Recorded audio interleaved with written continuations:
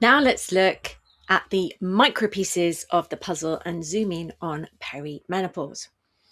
There are four particular types of menstrual cycle that we need to know about for the next part.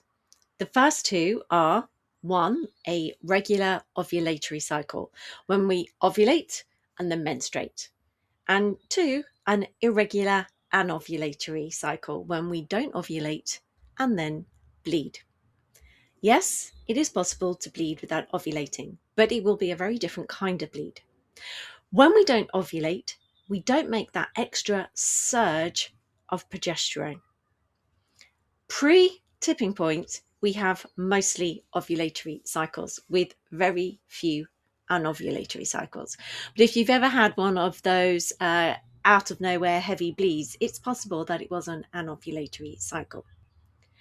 After the tipping point, another two types of menstrual cycles start happening more often. E2 episodic surges or estradiol episodic surges, when the brain and ovaries kind of really forget whether they started the cycle or not, and it's kind of like almost literally brain fog. It then starts up again, so there's another surge of estradiol.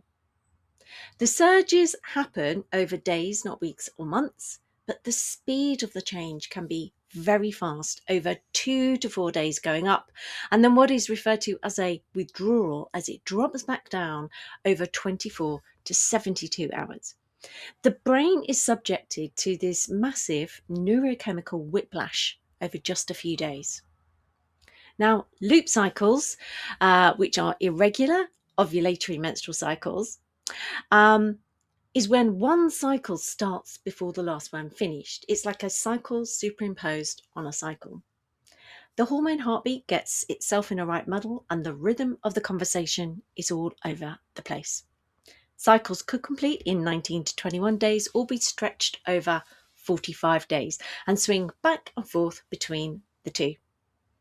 And on top of those two I've just mentioned, the anovulatory cycles I talked about at the beginning, they start to happen more often, which means there are less progesterone surges, which means the rhythmical surges are absent, which is different to dropping levels of progesterone.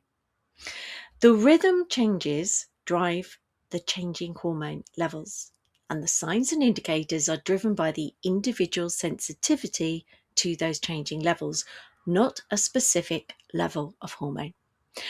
When you combine all of this information with all the other cofactors in someone's life, you can see why the journeys are so different and why a menstrual health toolkit needs to be individual.